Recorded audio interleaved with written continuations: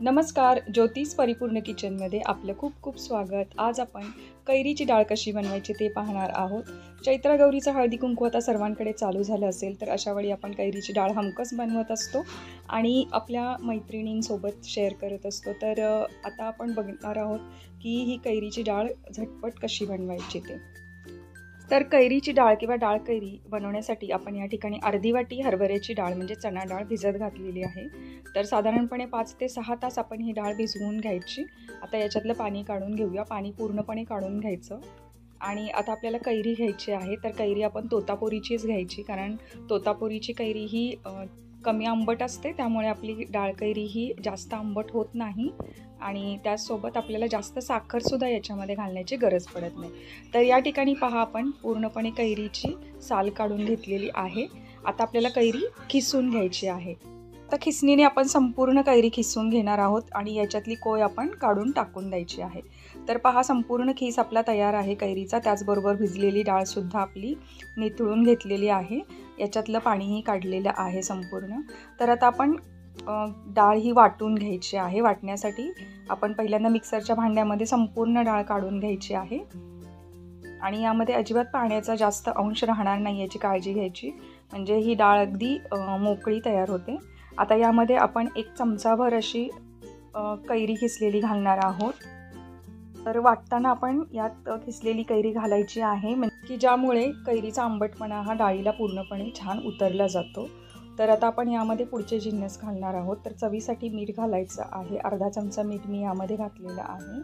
त्याचसोबत आपल्याला 1 चमचाभर साखर यामध्ये घालायची आहे आणि त्याचबरोबर आपण 1 मिरचीसुद्धा याच्यामध्ये घालणार आहोत, कारण आपल्याला तिखटपणा जेवढा लागणार आहे तेवढीच आपण मिरची यामध्ये घालायची।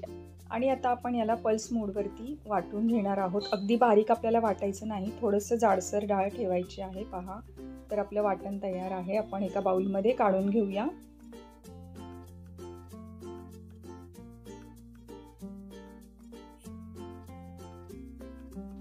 आता यामध्ये आपण कैरी मिक्स करायची आहे, तर खिसून ठेवलेली कैरी मिक्स करूया। तर आपल्याला जेवढा आंबटपणा कैरीसाठी डाळ कैरीसाठी आवडतो तिथपर्यंत आपण कैरी मिक्स करायची आहे। साधारणपणे मी 1 कैरी खिसून ठेवली होती, तर त्याच्यातली पाऊण कैरी यामध्ये घातलेली आहे। तर कैरी मिक्स करून घ्यायची, व्यवस्थित अशी डाळीमध्ये मिक्स करून घ्यायची। तर पहा, हे आपली कैरीची डाळ आता तयारच आहे, फक्त आपण याला आता फोडणी घालणार आहोत। तर फोडणी घालण्यापूर्वी आपण कोथिंबीर मिक्स करून घेऊया आणि आता आपण या कैरीच्या डाळीसाठी छान अशी फोडणी करून घेऊया। तर फोडणीसाठी आपण एका कढल्यामध्ये 2 टेबलस्पून एवढं तेल गरम करायला ठेवायचं आहे। आता फोडणी करूया। तर तेल तापल्यानंतर मोहरी घालायची आहे, अर्धा चमचा, जिरं अर्धा चमचा घातलेला आहे। यावर हिंग घालायचा आणि छान असा तडतडली मोहरी की आपण यामध्ये लगेचच मिरच्या घालायच्या आहेत।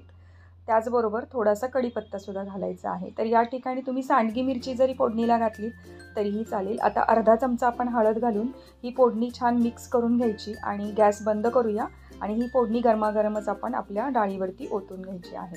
आणि आता फोडणीसुद्धा संपूर्ण डाळीमध्ये मिक्स करून घ्यायची, म्हणजे हळद ही डाळीला सर्वत्र व्यवस्थित लागली जाते आणि आपल्या कैरीच्या डाळीला रंग सुंदर येतो। तर पहा, आपली ही कैरीची डाळ आता झटपट अशी बनवून तयार झालेली आहे आणि ही कैरीची डाळ पण्यासोबत दिली जाते, पण्यासोबत सर्व केली जाते।